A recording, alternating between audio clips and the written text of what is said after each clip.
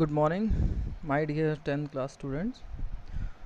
So, it's new day and new topic 3.1, the romantic imagination and national feeling.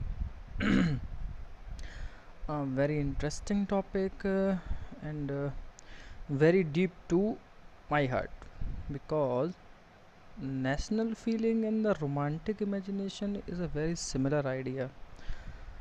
And when first time I know about the romantic imagination and national feeling, I shocked what we knowingly in a general form, and what was the genuine meaning or genuine meaning of the romantic imagination, because we the films from since childhood. We learned about romantic is only between two people, that is a girl or a boy, a hero or a heroine. But that's not the truth. Yeah, that was romantic imagination, but actual the idea is different, quite different. So let's discuss the romantic imagination and national feeling. जैसे मतलब देखा है ना हमने कई बार कि वो imagination, मतलब मैं तो हमेशा अपने वर्ड्स में क्लियर रहता हूँ, आपको भी शायद ये चीज़ होनी चाहिए, क्योंकि कोई चीज़ इतनी सिंपलेस्ट फॉर्म में समझाई जाए तो वो जल्दी समझ में हमें आती है. टॉपिक शुरू करने से पहले मुझे एक चीज़ याद आ गई, मैं आप सबको शेयर कर दूँ. लास्ट डे जो मंडे को मैंने आप सबको मैसेज किया था कि आपको होमवर्क सबमिट करना है, सैटरडे को भी बोला था कि मंडे तक सबमिट करें, बट रिस्पॉन्स अच्छा है, बट कुछ बच्चों का अभी भी नहीं है. तो काइंडली ये मैसेज सबके लिए है जिनका वर्क कंप्लीट है, जिन्होंने मुझे कॉल करके या मैसेज करके बता दिया है कि सर मेरा कैमरा ख़राब है. नो प्रॉब्लम, ठीक है, मैं उनकी समस्या समझ रहा हूँ, बार बार उन लोगों ने मुझे बताया है. बट जिन्होंने नहीं भेजा है तो काइंडली वो इस चीज़ का ध्यान रखें. बेटा ये चीज़ क्लियर है, 9th क्लास नहीं है, अब ये बोर्ड क्लास है. सिलेबस इतना कम कर दिया ऑलरेडी, अगर आप सिंसियर नहीं होंगे तो I have to be strict. जो रूल्स एंड रेगुलेशन मैंने आपको समझाए लास्ट डे से पहले, आपको फॉलो करने ही पड़ेंगे. मैं कोशिश कर रहा हूँ अच्छे से अच्छा डिलीवर करने की आप लोगों के लिए, बट आपकी तरफ से रिस्पॉन्स उतना अच्छा नहीं आ रहा जितना अच्छा आना चाहिए. सो आप उस पनिशमेंट के हकदार होंगे और आपको सर्वसम्मति से वो सज़ा भोगनी होगी, उसमें कोई रियायत नहीं होगी. शायद आपको मेरी बात समझ में आ गई होगी. No sorry, no excuse, no guardian fall, no parent call, कुछ भी नहीं चलेगा. ये चीज़ आप ध्यान रख लेना इस बात को, क्योंकि 3 महीने से ज़्यादा टाइम होने के बाद बहुत टाइम होता है कि जब आपको खुद भी एक बार टीचर से बात करें. मैं अपने बच्चों से खुद कांटेक्ट में रहता हूँ, मैसेज करता हूँ, बट आप लोग को भी अपने टीचर से करना चाहिए. Okay, let's start. The development of nationalism did not come about only through wars and territorial expansion. बहुत ज़बरदस्त लाइन है ये. कहते हैं कि नेशनलिज्म की फीलिंग ना सिर्फ और सिर्फ लड़ाई से, युद्ध से, वॉर से या टेरिटोरियल एक्सपेंशन, मतलब अपने राज्य की सीमा बढ़ा लो, है ना, विजयी पालो, इन चीज़ों से नेशनलिज्म वाली फीलिंग नहीं आती है. ऐसा कहा गया है और ऐसा सच भी है. लेकिन टाइम टू टाइम हो सकता है लोगों के मन से वो बात सही ना उतरती हो. जैसे अगर आज वॉर की बात करें, टेरिटोरियल एक्सपेंशन की बात करें, तो कहते हैं कि चाइना हमारी टेरिटरी में एक्सपेंशन चाहता है, लद्दाख को, अरुणाचल को, सिक्किम को अपना पार्ट मानता है. कई बार वॉर जैसी सिचुएशन आ जाती है, तो क्या हम उस चीज़ को माने कि नेशनलिज्म की डेवलपमेंट हो रही है? नो, वॉर से देश प्रेम नहीं आता, ऐसा मैं नहीं कह रहा हूँ, ऐसा सिचुएशन कहती है. क्यों? हाँ, जो सैनिक हैं, जो लोग हैं जो अपनी जान देते हैं, जो लड़ते हैं अपनी कंट्री के लिए, तब वॉर हो तो नेशनलिज्म कहा जा सकता है. बट सिर्फ लड़ाई यूं ही होती रहे, उस किसी भी वॉर के लिए वो नेशनलिज्म का डेवलपमेंट नहीं होता. वो तो ईगो हर्ट भी हो सकता है, वो आपके पर्सनल इंटेंशन भी हो सकते हैं, पर्सनल लड़ाई हो सकती है, जैसा कि एंशियंट और मिडिवल टाइम में राजाओं के बीच हुआ करता था. वो देशभक्ति का प्रमाण नहीं है बेटा. तो और टेरिटोरियल एक्सपेंशन करो तो आप ये नहीं समझेंगे हाँ आप महान हैं, आप बहुत देश प्रेमी हैं, आपने दूसरे देशों को जीत लिया और दूसरों को कब्जे में ले लिया। बहुत गहरी बात है ये, आप धीरे धीरे इसको समझेंगे। Okay, culture played an important role in creating the idea of nation. Culture played an important role in the creating of idea of the nation. ये बेटा इन्वर्टेड कॉमा में अगर आप बंद कर देंगे ना, ये एक पूरा लाइन है और उस पर आपको कंक्लूड या कंपेयर या एग्जामाइन करने को कहा जाएगा। 3 मार्क्स में भी आता है या 5 मार्क्स में भी आता है। ध्यान रख रहे हैं ना आप मेरी बात को, कि कल्चर कैसे प्लेड करता है एक इम्पॉर्टेंट रोल, कि एक आइडिया का जो नेशन का है वो क्रिएट हो जाता है। कैसे?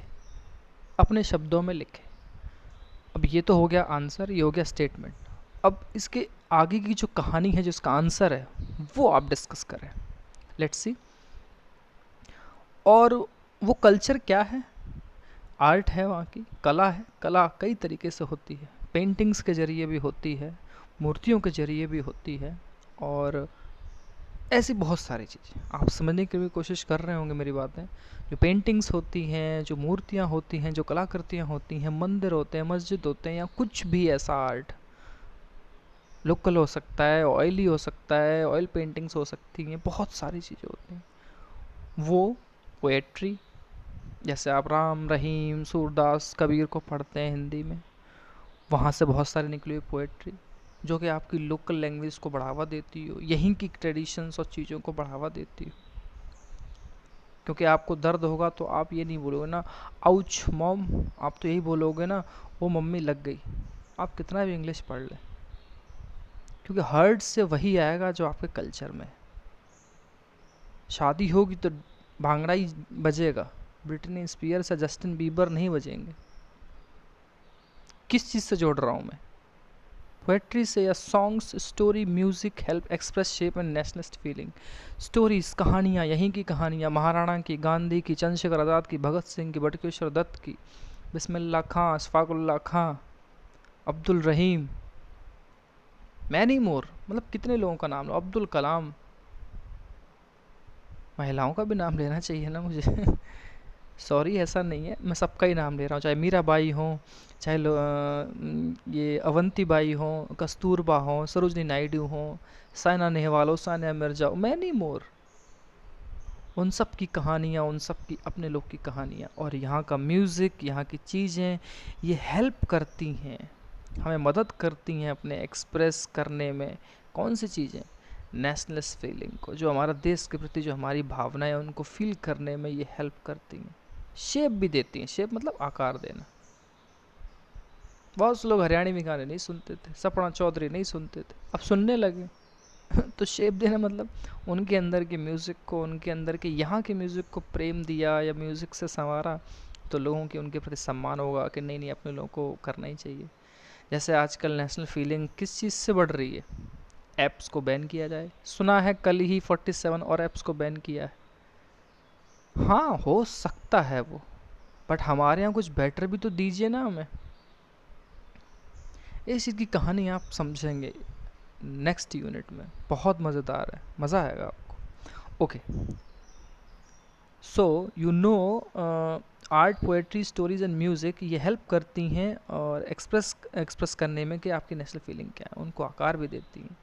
जैसे बहुत सारे लोग हैं बॉलीवुड में या हर जगह देश के लिए, अब मतलब उस तरह की मूवीज़ बनाना, उनके अंदर भी कहीं ना कहीं उन्हें लगता है कि जो शहीद हुए उड़ी में तो उसके ऊपर मूवी बननी चाहिए।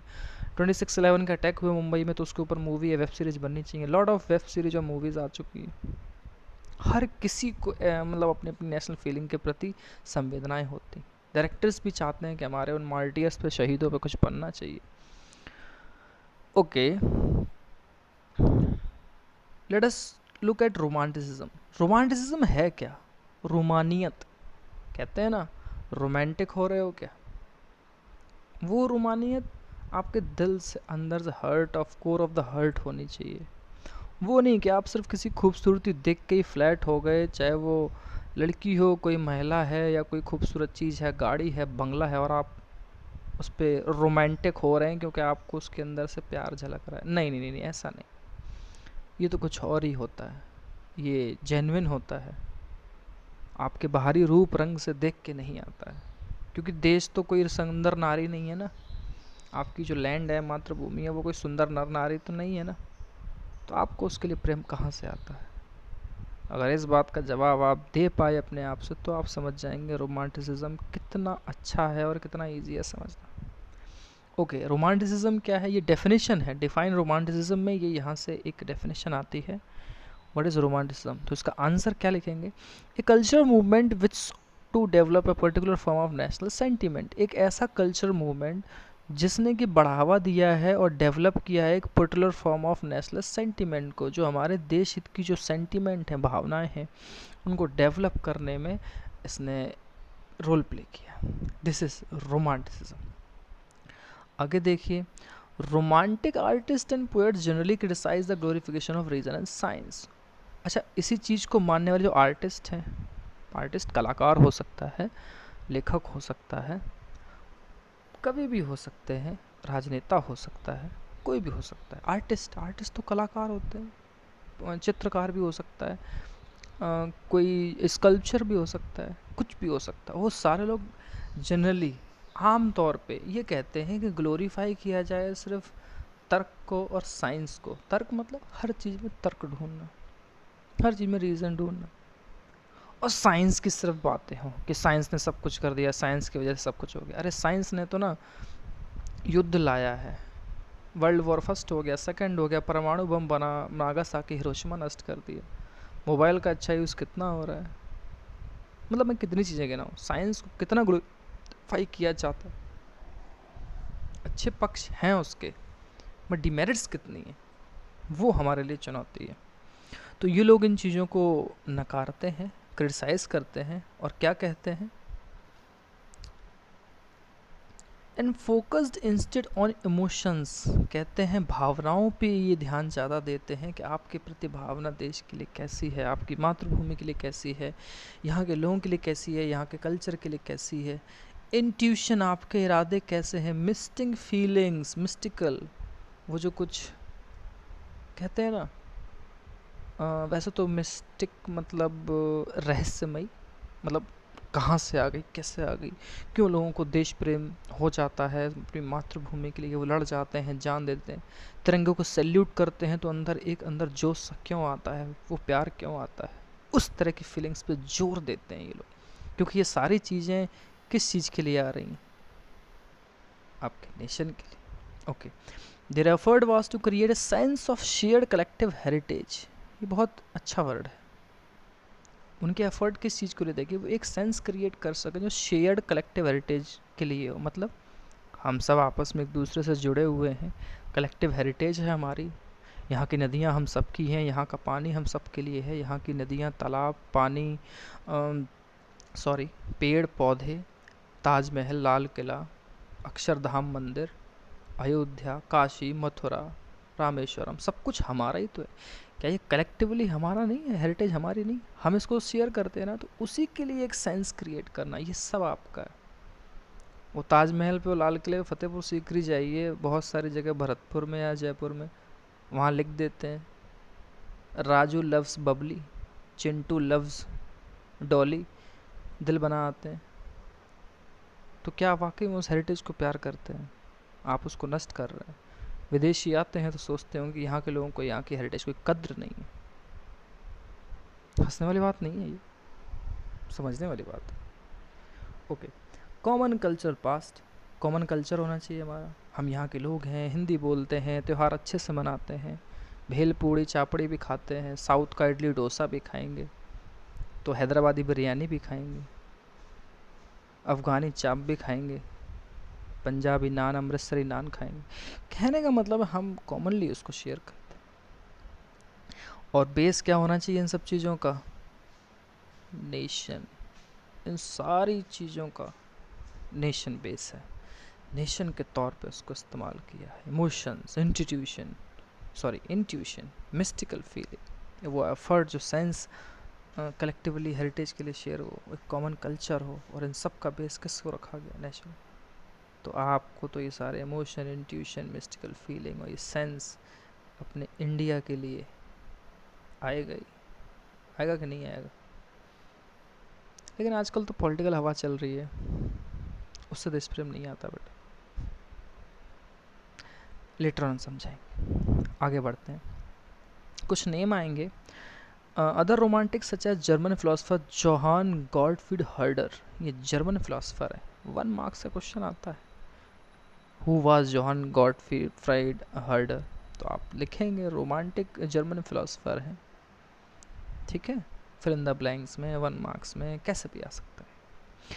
claimed that true German culture was to be discovered among the common people, das Volk। बड़ा सिंपल सिंपल वर्ड है, ध्यान रखिएगा।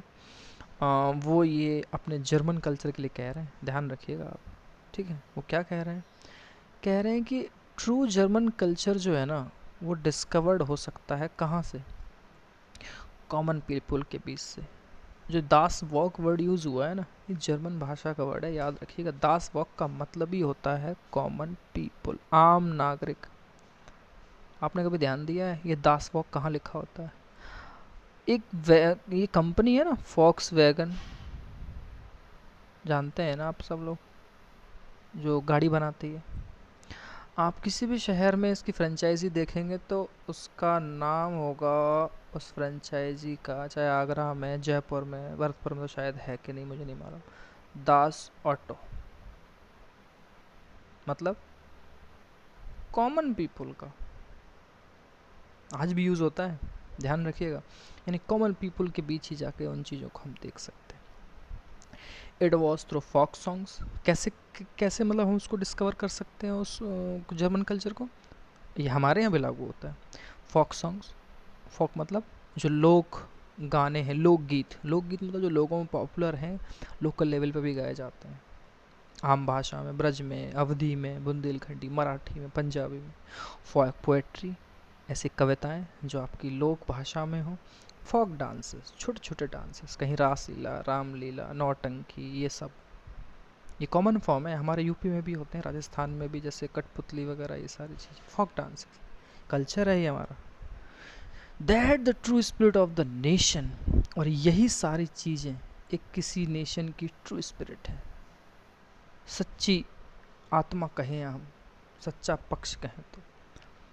और नेशन को किस चीज़ से स्टार्ट, मतलब नेशन को उसमें वॉकीज से जोड़ा है। वॉकीज मतलब कॉमन पीपल के लिए, वास पॉपुलराइज्ड।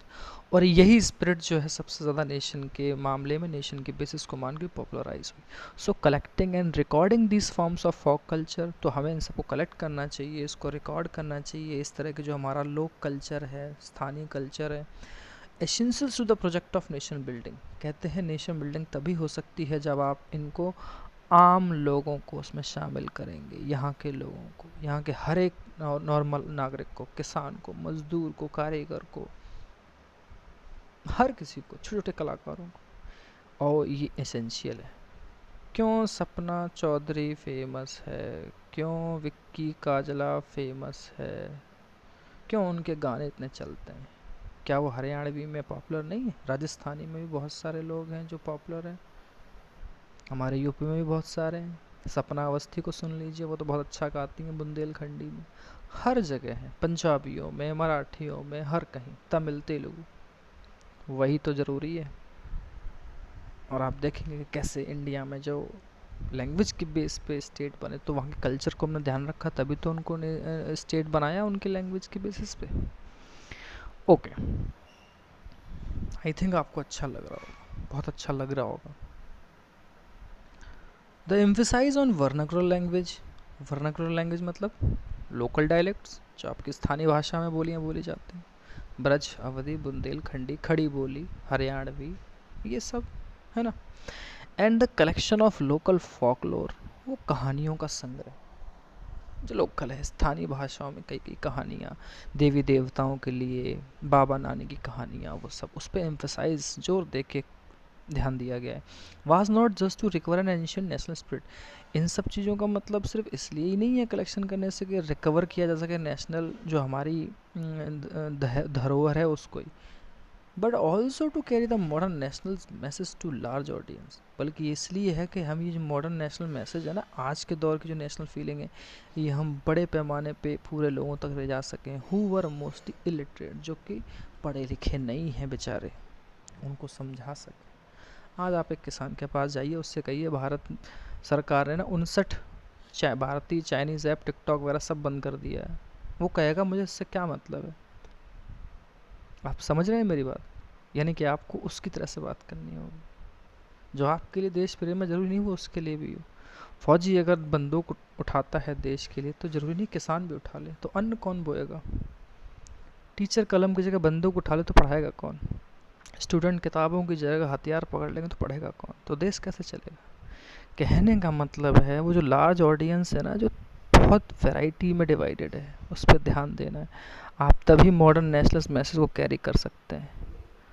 आज के दौर में जो हमारे नेता और जो सरकार इस तरह के फर्जी देशभक्ति दिखा रही हैं, मैं हमेशा उसको अपोज करता हूँ।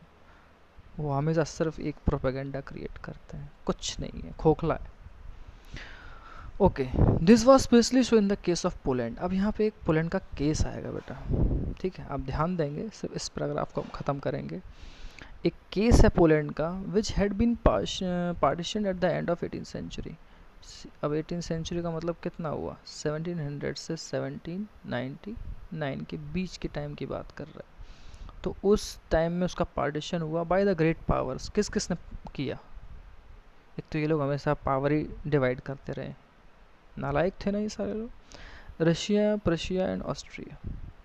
ऑस्ट्रिया पावरफुल था हमेशा से, वो हैब्सबर्ग एम्पायर की वजह से।